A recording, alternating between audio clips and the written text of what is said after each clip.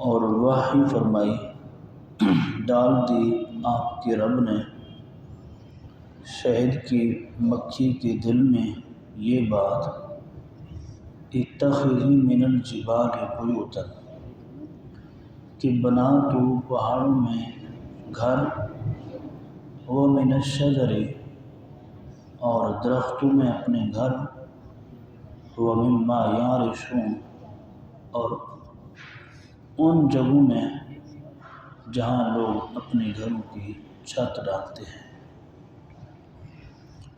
اللہ پاک نے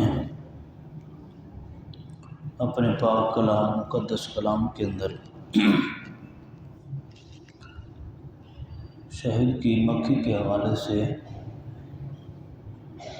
ارشاد فرمایا کہ میں نے شہد کی مکھی کے دل میں یہ بات ڈالی، ان اتخذی من الجبال، کہ پہاڑوں کی طرف اڑ جا اور پہاڑوں میں اپنی جگہ بنا، اپنے چھتیں بنا، یا جہاں جہاں درخت ہوں وہاں اپنے چھتیں بنا، یا جہاں لوگ اپنے چھپر بناتے ہیں وہاں جا کر کے اپنے چھتیں بنا۔ پھر کیا کر، فَاسْلُكِي ثُمَّ كُلِي مِن كُلِّ الثَّمَرَاتِ، پھر چوس تو من کل الثمرات، ہر پھل سے رس، ثم کلی من کل الثمرات، تو کھا، تو چوس ہر پھل سے، فَاسْلُكِي سُبُلَ رَبِّكِ، پھر تو اپنے عطا کیے ہوئے رب کے راستے پر چلتی رہے۔ اللہ کریم نے سورۃ النحل 14واں پارہ اور آیت نمبر 67 کے اندر ارشاد فرمایا، ایک شہد کی مکھی سے متعلق علماء فرماتے ہیں کہ یہ شہد کی جو مکھی ہے اس کا اپنا ایک طریقہ کار ہے۔ جب یہ کسی درخت پر چھتہ بناتے ہیں پھر آپ غور کرتے ہیں کہ یہ جو سوراخ بناتی ہے ان سوراخوں میں مال بھرنے کے لیے، تو وہ سوراخ جو ہوتے ہیں برابر برابر ہوتے ہیں، کوئی ایک دوسرا دوسرے سے بڑا نہیں ہوتا، سب کے سب برابر کے ہوتے ہیں، اور جب رس چوس کے لاتی ہیں تو ان سوراخوں کے اندر پورا پورا بھرتی ہیں، کم نہیں بھرتی۔ اور یہ جو شہد کی مکھی ہے یہ ہزاروں کی تعداد میں یوں سمجھیں ایک چھتے کے ارد گرد ہوتے ہیں۔ اب ہر شہد کی مکھی کی الگ الگ ذمہ داری ہوتی ہے۔ بعض وہ ہوتی ہیں جو جاتی ہیں مختلف درختوں، مختلف پھلوں کے پھولوں سے رس چوس کے لاتی ہیں، بعض وہ ہوتی ہیں جو اس چھتے پر بیٹھی رہتی ہیں، نگہبانی کرتی رہتی ہیں، اور جو مال بھرتی ہیں اس مال کو وہ سیٹ کرتی رہتی ہیں کہ کہیں مال گرنے نہ پائے۔ اور بعض وہ ہوتی ہیں کہ اگر وہ نافرمانی کر رہی ہیں، اگر وہ اپنا کام پوری ذمہ داری کے ساتھ نہیں کر رہی تو ان میں سے بعض شہد کی مکھیاں وہ ہوتی ہیں کہ جن کو یہ طاقت حاصل ہوتی ہے، جن کو یہ پاور ہوتی ہے کہ وہ ان کو تکلیف دیتی ہیں، انہیں پھر وہاں سے نکال دیتی ہے کہ تمہارا یہاں رہنا، تمہارا یہاں کام کرنا ٹھیک نہیں ہے، لہذا یہاں سے چلے جاؤ۔ یہ علماء نے اس حوالے سے بڑی تفصیل کے ساتھ لکھا ہے۔ ہر ایک کی اپنی اپنی ذمہ داری، وہ اپنی ذمہ داری کو پوری کر رہے ہیں۔ اور پھر ایک وقت آتا ہے اس میں مکمل طور پر شہد بھر دیا جاتا ہے، پھر اس شہد میں سے وہ اپنے بچے بھی نکالتی ہیں، اسی شہد کو ہم کھاتے بھی ہیں۔ اب آپ جانتے ہیں مختلف پھلوں سے نکالا جانے والا رس، کوئی پھیکا، کوئی تیکھا، کوئی میٹھا، کوئی کھٹا، لیکن وہ طرح طرح کے پھولوں سے، درختوں سے، پھلوں سے رس نکال کر کے کر کے اس میں ڈال دیتی ہیں، اور پھر اس رس کا وہاں جا کر کے جمع ہونا، پھر وہاں سے ہمارا نکال کر کے اسے استعمال کرنا، اور وہ ہمیں لذیذ لگے، استعمال کرنے میں لذیذ لگے۔ آخر کیا ہے اس میں قدرت کا کرشمہ؟ سب سے مین بات تو یہ کہ وہ اپنے کام کو ذمہ داری کے ساتھ ادا کرتی ہے، اپنے کام میں وہ غفلت نہیں کرتی۔ اور دوسری بات یہ ہے کہ آپ صلی اللہ علیہ وآلہ وسلم کی ذات اقدس پر جب وہ رس نکال کر کے لا کر کے اس میں ڈال دیتی ہیں چتے کے اندر، پھر وہ حضور صلی اللہ علیہ وآلہ وسلم کی بارگاہ میں جو ان کی تسبیح ہے، جیسے ہم درود پاک پڑھتے ہیں، ہم جیسا وہ درود نہیں پڑھتی، ہاں اتنا ضرور ہے کہ وہ حضور پر درود پڑھتی ہیں ان کے مطابق جو اللہ نے انہیں عطا فرمایا ہوگا۔ وہ حضور کی ذات پر درود پڑھ لیں تو وہ شہد میٹھا ہو جاتا ہے، اور اسے ہم تناول کا، اسے ہم نوش کرتے ہیں، اسے استعمال کرتے ہیں، بیماروں کے لیے شفا یاب، ہر حوالے سے شفا یابی ملتی ہے۔ بخاری شریف کی حدیث ہے، صحابی رسول صلی اللہ علیہ وآلہ وسلم کریم آقا علیہ الصلوۃ والسلام کی بارگاہ میں حاضر ہوئے، آ کر کے عرض کی یا رسول اللہ صلی اللہ علیہ وسلم، میرے بھائی کا جو پیٹ ہے وہ خراب ہے، کوئی دوائی بتائیں، کوئی علاج بتائیں۔ تو آپ صلی اللہ علیہ وسلم نے فرمایا جاؤ اسے شہد کھلاؤ۔ انہوں نے جا کر کے شہد کھلایا تو ان کی طبیعت مزید بگڑی۔ پھر وہ آئے حضور کی بارگاہ میں، یا رسول اللہ آپ نے جو بتایا ہے میں نے وہ کیا، لیکن اس سے طبیعت مزید بگڑ رہی۔ حضور نے فرمایا جاؤ پھر اسے شہد کھلاؤ۔ وہ صحابی گئے، انہوں نے دوبارہ شہد کھلایا، پھر آئے، آ کر کے عرض کی یا رسول اللہ ان کی طبیعت مزید خراب ہوتی چلی جا رہی۔ ہمارے ہاں طبیعت خراب ہوتی ہے تو ڈاکٹر دوائی چینج کرتا ہے، تبدیل کرتا ہے کہ اگر یہ اسے سوٹ نہیں کر رہی تو اس کی جگہ پر دوسری دوائی کو استعمال کرایا جائے، یہ ایک اصول ہے ہمارا۔ تو تیسری مرتبہ آیا اور اس نے آ کر کے عرض کی یا رسول اللہ طبیعت بہت زیادہ خراب۔ تو آپ صلی اللہ علیہ وسلم نے فرمایا جاؤ اسے پھر سے شہد کھلاؤ۔ تیسری مرتبہ انہوں نے کھلائی، پھر طبیعت اس سے بھی زیادہ خراب۔ جب وہ آئے تو آ کر کے عرض کی یا رسول اللہ اب طبیعت بہت زیادہ خراب ہو چکی ہے۔ حضور نے فرمایا جاؤ پھر چوتھی مرتبہ اسے شہد کھلاؤ۔ تو جب چوتھی مرتبہ انہوں نے جا کر کے اسے شہد کھلایا تو وہ صحت یاب ہو گیا۔ تو اللہ نے اس کے اندر بہت شفا رکھی ہے،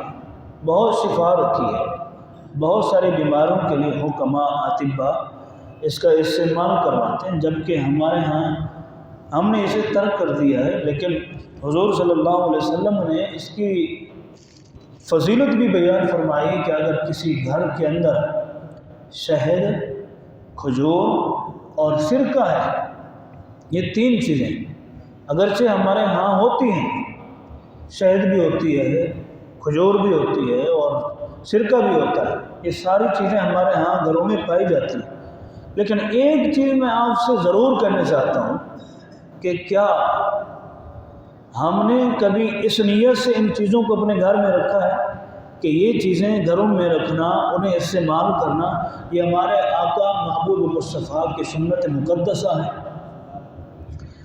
اگر ہم نے اس نیت کے ساتھ ان چیزوں کو رکھا ہو اور استعمال کیا ہو کہ حضور صلی اللہ علیہ وسلم کی سنت ہے، تو حضور نے فرمایا جس گھر کے اندر یہ 3 چیزیں ہوں گی وہ گھر کبھی محتاج نہیں ہوگا، وہ گھر کبھی پریشان نہیں ہوگا، وہ گھر محتاجی سے بچا رہے گا۔ تو اگر ہم ان چیزوں کو حضور کی خالصتاً سنت سمجھ کر کے اپنے گھروں میں رکھیں، انہیں استعمال کرتے رہیں وقتاً فوقتاً، میں سمجھتا ہوں کہ جو حضور کی سنت پر عمل کرتا رہا، حضور کی سنت پر عمل کرتا رہا، وہ کبھی ثواب سے خالی نہیں گیا، وہ کبھی ثواب سے خالی نہیں گیا۔ تو کریم آقا علیہ الصلوۃ والسلام کی حیات طیبہ کے حوالے سے میں عرض کر رہا تھا، جیسا کہ گزشتہ اتوار ہماری گفتگو ہوئی کہ آپ صلی اللہ علیہ وآلہ وسلم نے دنیا میں رہتے ہوئے دنیا کو ترجیح نہیں دی، حالانکہ کریم آقا علیہ الصلوۃ والسلام کی بارگاہ میں شہد، پانی کے اندر شہد ملا کر کے آپ کو پیش کیا گیا، آپ صلی اللہ علیہ وسلم نے اسے نوش فرمایا۔ دنیا حضور کے قریب آتی ہے تو حضور فرماتے ہیں مجھ سے دور ہو جا، انی الیک، مجھ سے دور ہو جا، مجھ سے دور ہو جا۔ صحابی رسول صلی اللہ علیہ وسلم فرماتے ہیں کہ آپ صلی اللہ علیہ وآلہ وسلم آج ہمارے ہاں بستروں کی کمی نہیں ہے، نرم و ملائم ہمارے ہاں بستر ہے، اور جیسا چاہیں بستر ہم استعمال کرتے ہیں اپنی سکون کے لیے، اپنی راحت کے لیے۔ صحابی رسول صلی اللہ علیہ وسلم فرماتے ہیں، غالباً حضرت ابو ہریرہ رضی اللہ تعالیٰ عنہ، محبت دیکھیں صاحب، فرماتے ہیں کہ آپ صلی اللہ علیہ وآلہ وسلم ایک چٹائی پر، کھردری چٹائی، سخت چٹائی جس پر آپ صلی اللہ علیہ وسلم آرام فرما رہے تھے، اب آپ میں سے مجھ سمیت ایک جگہ پر آپ سوتے ہیں اور اسی جگہ کو آپ چینج کر کے آپ کبھی کسی دوسری جگہ پر چلے جائیں، وہاں آپ آرام کریں تو آپ کو نیند نہیں آتی۔ یہ ہر ایک کی اپنی اپنی طبیعت ہوتی ہے کہ ایک جگہ پر سو رہے ہیں، دوسری جگہ پر آپ چلے جائیں وہاں سوئیں تو آپ کو نیند نہیں آتی۔ کیوں؟ کہ جس بستر پر آپ کی عادت ہو چکی ہے وہاں پر آپ کو آرام کرنا اچھا لگتا ہے۔ کریم آقا علیہ الصلوۃ والسلام سخت چٹائی پر آرام فرما رہے تھے، حضرت ابو ہریرہ رضی اللہ تعالیٰ عنہ اٹھے اور جا کے دیکھا کہ وہ جو سخت چٹائی ہے وہ اپنے نشان حضور کی مقدس پیٹھ پر چھوڑ چکی ہے، حضور کی مقدس پشت پر اس کے نشانات ہیں۔ تو حضرت ابو ہریرہ فرماتے ہیں میں جا کر کے اپنے ہاتھ سے حضور کی پشت کو ملنے لگا تاکہ وہ جو چٹائی کے نشانات ہیں وہ ختم ہو جائیں۔ میرے آقا نے فرمایا ابو ہریرہ ان کو رہنے دو، چھوڑ دو، ان کو رہنے دو، ان کو چھوڑ دو، کچھ نہ کم۔ حضرت ابو ہریرہ کہنے لگے یا رسول اللہ صلی اللہ علیہ وسلم، اگر آپ کی اجازت ہو تو میں پرسکون بستر، آرام دہ بستر کا اہتمام کروں آپ کے لیے۔ حضور نے فرمایا مالی ولی دنیا، مالی ولی دنیا، میرے لیے اور دنیا کوئی مقصد نہیں ہے، دنیا کا میرے ساتھ، میرا دنیا سے کوئی تعلق نہیں ہے، مجھے دنیا کی کوئی سکون، کوئی راحت نہیں ضرورت اس کی۔ حضرت ابو ہریرہ رضی اللہ تعالیٰ عنہ انہوں نے یہ بات بیان کی۔ اب اگلی بات حضرت عمر رضی اللہ تعالیٰ کی سنیں۔ حضرت عمر رضی اللہ تعالیٰ فرماتے ہیں کریم آقا علیہ الصلوۃ والسلام آرام فرما رہے تھے، اور جب حضور آرام سے فارغ ہوئے، حضور اٹھے تو میں نے دیکھا کہ زمین پر کچھ بچھا ہوا نہیں ہے۔ یہ بات تو میں نے آپ سے یہ عرض کی کہ ایک سخت چٹائی تھی، لیکن یہاں پر حضرت عمر فاروق رضی اللہ تعالیٰ عنہ فرماتے ہیں کہ میں دیکھ رہا ہوں کہ زمین پر کوئی چٹائی نہیں ہے، کچھ بھی نہیں ہے، حتیٰ کہ کوئی چادر بھی نہیں ہے۔ کریم آقا علیہ الصلوۃ والسلام اٹھے، اپنے سر مبارک پر عمامہ سجایا، اور حضرت عمر فرماتے ہیں مجھے یہ حالت دیکھ کر کے، حضور کی یہ حالت دیکھ کر کے مجھے رونا آیا، میری آنکھوں سے آنسو آ گئے۔ میں نے عرض کی یا رسول اللہ صلی اللہ علیہ وسلم، آپ ننگی زمین پر آرام فرما رہے ہیں، آپ ننگی زمین پر آرام فرما رہے ہیں، ہمیں کسی کو کہہ دیا ہوتا ہم آپ کے لیے بستر کا اہتمام کرتے، وہ چٹائی کا، اچھی سی چادر کا اہتمام کرتے. دیکھیں نا آپ کی پشت پر زمین کے نشان ہیں, سنگریزوں کا نشان ہے. تو آپ صلی اللہ علیہ وسلم نے, بلکہ حضرت عمر فاروق رضی اللہ تعالی عنہ نے یہاں پر یہ بھی عرض کی, یا رسول اللہ صلی اللہ علیہ وسلم, وہ قیصر و کسریٰ اپنی سلطنت, اپنی بادشاہت کے نشے میں مختلف طرح کے کھانے کھاتے ہیں اور ان کے لیے آرام دہ بستر لگائے جاتے ہیں, وہ سوتے ہیں, آرام کرتے ہیں. اے اللہ کے رسول, آپ ساری کائنات میں سے, پوری کائنات میں سے افضل اور اعلیٰ اور اللہ کی بارگاہ کے اندر محبوب انسان ہیں, کیا آپ کے لیے آرام دہ بستر نہیں ہونا چاہیے؟ تمام مخلوق میں سے آپ افضل شخصیت ہیں, تمام انسانیت میں سے آپ سب سے افضل انسان ہیں, کیا آپ کے لیے آرام دہ بستر نہیں ہونا چاہیے؟ کریم آقا علیہ الصلوۃ والتسلیم نے یہی ارشاد فرمایا, یا عمر مالی ولی دنیا, اے عمر مجھے دنیا کے ساتھ کوئی تعلق نہیں ہے.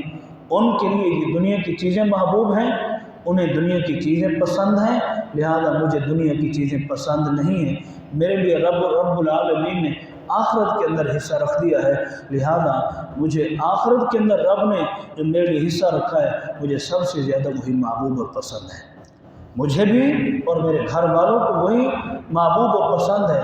اور یہی تعلیم جب صحابہ سنتے ہیں, یہی تعلیم جب عمر سنتے ہیں, یہی تعلیم جب حضرت ابو بکر صدیق سنتے ہیں, یہی تعلیم جب حضرت ابو ذر غفاری رضی اللہ تعالیٰ عنہ سنتے ہیں, تو حضرت ابو ذر غفاری رضی اللہ تعالیٰ عنہ تمام صوفیاء میں سے, تمام صوفیاء معذرت کے ساتھ تمام صحابہ میں سے سب سے بڑے صوفی بھی حضرت ابو ذر غفاری. جو طبیعت, جو مزاج دنیا کے بارے میں حضور کا تھا, وہی مزاج حضرت ابو ذر غفاری رضی اللہ تعالیٰ عنہ کا تھا. حضرت ابو ذر غفاری فرماتے تھے, آج کا جو ہے ہمارے پاس کھانے پینے کے لیے, میں کل کے لیے نہیں رکھوں گا. کل آئے گا, اگلا دن آئے گا, پھر دیکھا جائے گا. آج جو کچھ ہے اس کو استعمال کرو, اس کو اللہ کی راہ میں خرچ کرو, کل پھر دیکھیں گے. متقی اور پرہیزگاروں میں سے صحابہ کرام کی صف کے اندر اگر دیکھیں تو حضرت ابو ذر غفاری رضی اللہ تعالیٰ عنہ, اور پھر وہی حضرت ابو ذر غفاری رضی اللہ تعالیٰ عنہ ہیں کہ جن کے بارے میں حضور صلی اللہ علیہ وسلم نے ارشاد فرمایا. مشکاۃ شریف کے اندر حدیث مبارک ہے, حضور صلی اللہ علیہ وسلم نے ارشاد فرمایا, جب اللہ تبارک و تعالیٰ قد اللہ, جب اللہ رب العالمین کسی شخص کے مرنے کا فیصلہ فرماتا ہے, کسی شخص کے مرنے کا فیصلہ فرما دیتا ہے, تو پھر اللہ رب العالمین اس کے لیے ضروری چیزیں وہاں مہیا فرما دیتا ہے. اب ہم میں سے کوئی بھی زمین کے کسی ٹکڑے پر وفات پا جائے, مر جائے, بعض وہ لوگ ہوتے ہیں مر جاتے, پتہ نہیں ہوتا کہاں فوت ہوا, اس کے کفن دفن کا اہتمام ہوا یا نہیں ہوا, ہمیں معلوم نہیں ہے. لیکن اللہ رب العالمین نے جب یہ ارشاد فرما دیا کہ میں جس بندے کے مرنے کا زمین کے جس ٹکڑے پر فیصلہ کرتا ہوں, پھر اس کے لیے ضروری چیزیں بھی وہاں مہیا کر دیتا ہوں. حضرت ابو ذر غفاری رضی اللہ تعالی عنہ کو حضور نے ارشاد فرمایا تھا, اے ابو ذر غفاری, جب تمہاری وفات ہوگی, جب تمہاری وفات ہوگی تو پھر ایک بڑی جماعت آ کر کے تمہاری تدفین اور تمہارے کفن دفن, تمہارے جنازے کا اہتمام کرے گی. یہ حضرت ابو ذر غفاری کو حضور نے ارشاد فرمایا. اب ہوا بھی ایسے کہ حضرت ابو ذر غفاری رضی اللہ تعالیٰ عنہ کی جب وفات ہوئی تو ایک جنگل میں, ایک خالی میدان کے اندر آپ کی وفات ہوئی, اور اس وقت حضرت ابو ذر غفاری رضی اللہ تعالیٰ عنہ کے ساتھ کوئی نہیں ہے, کوئی نہیں ہے, لیکن نشانی حضور کی عطا کی ہوئی پوری ہوئی. جب حضرت ابو ذر غفاری کی جنگل کے اندر میدان کے اندر وفات ہوئی تو پھر ایک بڑی جماعت آئی, اللہ بہتر جانتا ہے وہ جماعت فرشتوں کی تھی, وہ جماعت صحابہ کی تھی, کس کی تھی, لیکن اتنا ضرور ہے کہ میرے آقا علیہ الصلوۃ والسلام کی عطا کردہ نشانی پوری کی پوری ہوئی, اور وہ جماعت آئی اور انہوں نے آ کر کے حضرت ابو ذر غفاری رضی اللہ تعالیٰ عنہ کو غسل بھی دیا, ان کو کفن بھی دیا, اور ان کو ان کا جنازہ بھی پڑھایا, اور انہوں نے اپنے ہاتھ سے حضرت ابو ذر غفاری رضی اللہ تعالیٰ عنہ کو دفن بھی فرمایا. کریم آقا علیہ الصلوۃ والسلام کہ حیات طیبہ کے حوالے سے آج میں پڑھ رہا تھا, حضور صلی اللہ علیہ وسلم نے ارشاد فرمایا, اوتیتو مفاتیح خزائن الارض, اب یہ پہلو میں نے اس لیے بیان کیا کہ حضور نے فرمایا مالی ولی دنیا، مجھے دنیا کے ساتھ کوئی تعلق نہیں ہے، میرا دنیا سے کوئی رشتہ نہیں. لیکن یہاں دیکھیں اعطیت مفاتیح خزائن الارض، لوگوں اللہ نے مجھے خزائن الارض، زمین کے سارے خزانوں کی چابیاں عطا فرما رکھی. حتیٰ کہ حضور نے فرمایا انی ارا ما لا ترون واسمع ما لا تسمعون، انی ارا ما لا ترون واسمع ما لا تسمعون.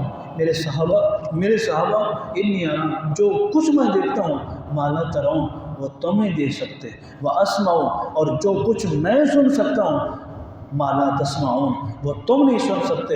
یہاں حضور نے ارشاد فرمایا اے میرے صحابہ، میرے رب نے مجھے اتنا علم سے نوازا ہے، اتنا علم عطا فرمایا، یہاں تک کہ میں یہاں زمین پر بیٹھ کر کے یہ اپنے ان کانوں سے سن رہا ہوں کہ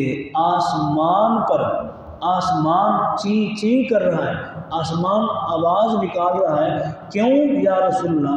فرمایا آسمان پر فرشتوں کی اتنی کثرت ہے اور وہ اللہ کی بارگاہ میں سجدہ ریز ہو چکے ہیں، اپنے سروں کو سجدے کی حالت میں رکھے ہوئے ہیں، اور فرشتے اتنے پھیلے ہوئے ہیں آسمان پر کہ ان کے وزن سے آسمان یوں آوازیں نکال رہا ہے. میں اس آواز کو اپنے کانوں سے سن رہا ہوں.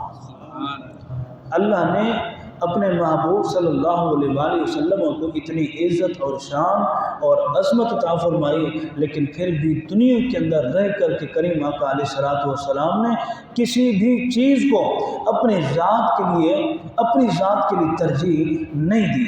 حضور نے لباس پہنا، حضور نے کھانا تناول فرمایا، حضور نے بھوک کو برداشت کیا، حضور نے سفر فرمایا، حضور نے نالین مبارک کی. میں ساری تفصیل انشاءاللہ اس کو لے کے آؤں گا. حضور نے امام مبارک پہنا، حضور نے روزے رکھے، حضور نے نمازیں پڑھی.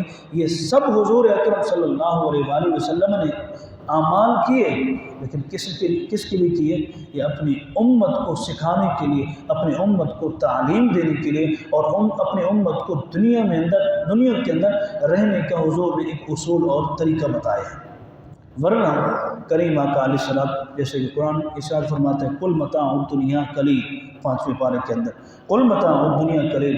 اے میرے حبیب قل، آپ ہی اپنی زبان اقدس سے ارشاد فرمائیں متاع الدنیا قلیل، دنیا کا ساز و سامان، دنیا کی لطف اندوزیاں، دنیا کی انجوائمنٹ قلیل بہت کم ہے. والآخرۃ خیر لمن اتقی، اور آخرت بہتر ہے کس کے لیے؟ لمن اتقی، جو دنیا کے اندر رہ کر کے تقوی اور پرہیزگاری کے ساتھ زندگی گزار کر کے یہاں سے چلا جائے، یہ اس کے لیے آخرت بہتر ہے. اور تقوی و پرہیزگاری کا مطلب کیا ہوگا؟ اس کو ہم کیسے سمجھیں؟ ہر چیز کو میانہ روی کے ساتھ، ہر چیز کو درمیانے انداز کے ساتھ خرچ کرنا. قدر پارے کے اندر حضور اللہ رب العالمین ارشاد فرما ان المبذرین کانوا اخوان الشیاطین. اللہ فضول خرچی کرنے والوں کو پسند نہیں فرماتا. فضول خرچی کرنے والے وہ شیطان کے یار ہوتے ہیں، شیطان کے دوست ہوتے ہیں. وَكَانَ الشَّيْطَانُ لِلْإِنسَانِ عَدُوًّا مُبِينًا، اور شیطان انسان کا کھلا دشمن ہے. 15ویں پارے کے 3 رکوع کے اندر اللہ رب العالمین نے ارشاد فرمایا. زندگی گزارنے کے لیے حضور نے فرمایا میانہ روی اختیار کرو، اعتدال رکھو. اور اعتدال جب ہم اپنی زندگی کے اندر اختیار کریں گے تو ہر عمل کے اندر ہمارا اعتدال ہوگا. میں اس حوالے سے بارہا کہتا رہتا ہوں، کسی بھی عمل کو جب ہم اختیار کرتے ہیں تو پھر اس عمل کے اندر اگرچہ حضور نے حضرت عائشہ کو بھی فرمایا تھا اے میری عائشہ، جس بھی عمل کو اختیار کرو تو اس پر دوام اختیار کرو. حدیث مبارک ہے، حضور اکرم صلی اللہ علیہ وسلم نے ارشاد فرمایا احب الاعمال الی اللہ ادومها وان قل، کہ تمام اعمال میں اللہ کے نزدیک سب سے محبوب عمل کیا ہے؟ ادومها، جس پر ہمیشگی ہو، جس پر تمام ہو، وان قل، اگرچہ تھوڑا ہی کیوں نہ ہو. مثال کے طور پر میرے اندر جذبہ ہے کسی کو کھانا کھلانے کا، کسی کے گھر میں راشن ڈلوانے کا، میرے اندر جذبہ ہے، لیکن میں उस अंदाज से ये खिदमत नहीं कर सकता, लेकिन मैं एतदाल की सूरत में अगर किसी के साथ ताउन करना चाहूँ तो कर सकता हूँ। अगर किसी बच्ची की शादी है, मैं उस अंदाज से ताउन नहीं कर सकता, लेकिन अपना हिस्सा तो ज़रूर उसमें मिला सकता हूँ। ये वो एतदाल है जिस एतदाल को करीम आका अलैहिस्सलाम ने पसंद भी फरमाया है और हुजूर ने इस बात की तालीम भी दी है। ये आखिरी बात करना चाहता हूँ हुजूर अकरम सल्लल्लाहु अलैहि वसल्लम के सहाबी के हवाले से, जिनका नाम हज़रत अबू कुरसाफ़ा रज़ियल्लाहु तआला अन्हु है। हज़रत अबू कुरसाफ़ा रज़ियल्लाहु तआला अन्हु, कुरसाफ़ा कहें या तिरसाफ़ा कहें, ये सहाबी रसूल हैं। ये कहते हैं कि हुज़ूर सल्लल्लाहु अलैहि वसल्लम से मैंने क्या सीखा और क्या सीख कर के मैं फिर इस्लाम की तरफ बढ़ा और हुज़ूर की तरफ मैंने अपने कदम को आगे बढ़ाया। हज़रत अबू कुरसाफ़ा रज़ियल्लाहु तआला अन्हु फरमाते हैं, मेरी खाला मुझे कहती थी, जाओ बेटा ये बकरियां हैं और इन बकरियों को जा कर के जंगल के अंदर चराया करो। तो आप फरमाते हैं मैं जंगल के अंदर बकरियां ले जाता था। नाम सुना हुआ था हुज़ूर अकरम सल्लल्लाहु अलैहि वसल्लम की आमद के हवाले से, हुज़ूर की ख़त्म नबूवत के हवाले से, हुज़ूर के नबी होने के हवाले से ये शोहरत हो चुकी थी। तो जब मैं घर से बकरियां निकालता था तो मेरी खाला मुझे कोई नसीहत नहीं करती थी, सिर्फ एक नसीहत करती थी कि फ़लाँ शख्स जो अपने नबी होने का दावा कर रहा है, बेटा उससे बच करके रहना, बाकी जहाँ घूमो, जहाँ फिरो, जहाँ बकरियाँ चराओ तुम्हारी मर्ज़ी है। तो वो कहते हैं अल इंसान हरीसन फ़ीमा मुनिया। कोई खड़ा हो तो हम कहें कि यार इधर नहीं देखना, वो उधर ही देखा जिधर आप कह रहे हैं कि इधर नहीं देखना, वो उधर ही देखा। वो मकूला है अरबी का, अल इंसान हरीसन फ़ीमा मुनिया, कि इंसान हरीस होता है उस चीज़ का जिससे उसको रोका जाए। जिस चीज़ से इंसान को रोका जाए वो उस बात का हरीस हो जाता है। तो हज़रत अभी अगर उनकी खाला ना कहती बेटा फ़लाँ शख्स ने जिनका नाम मोहम्मद है वो अपने नबी होने का दावा कर रहा है, लिहाजा उनसे बच के रहना, अगर वो ना कहती तो मुमकिन था हज़रत अबू कुरसाफ़ा ना जाते, उनको इल्म नहीं था, लेकिन वो साथ साथ नसीहत करती थी कि उनके पास नहीं जाना। तो इनके दिल में जुस्तजू हुई, हिर्स पैदा हुआ, शौक़ पैदा हुआ कि जाऊँ तो सही, देखूँ तो सही। लेकिन सिर्फ 3 दिन के अंदर अंदर वही हज़रत अबू कुरसाफ़ा 3 दिन में हुजूर की बारगाह में जाते हैं और हुजूर से कुरान की तालीम हासिल करके आते हैं। हुजूर उन्हें कुरान पढ़ के सुनाते हैं और वो कुरान हुजूर का पढ़ा हुआ उनके दिल में पैवस्त होता चला गया। 3 दिन बकरियां भूखी रहीं, 3 दिन बकरियां जो है वो ज़मीन पर ऐसे घूमती फिरती रहीं, कुछ ना खा सकी। तो उनकी खाला कहने लगी कि साफ़ा तो कहाँ बकरियाँ चराता है, 3 दिन हो गए बकरियां भूखी हैं, कुछ थनों में नहीं है, दूध भी नहीं है, लाज़र और कमज़ोर हो चुकी हैं, तो कहाँ चराता है। तो फिर उन्होंने कहा खाला जिनसे आपने मुझे मना किया था मैं उनके पास जाता हूँ और मैं इस्लाम कबूल कर चुका हूँ। तो हज़रत अबू कुरसाफ़ा फरमाते हैं मेरी खाला मुझसे नाराज़ हुई, मेरी वालदा भी मुझसे नाराज़ हुई। चौथे दिन जब मैं गया तो मैं बकरियाँ भी लेकर के दर रसूल पर हाजिर हुआ।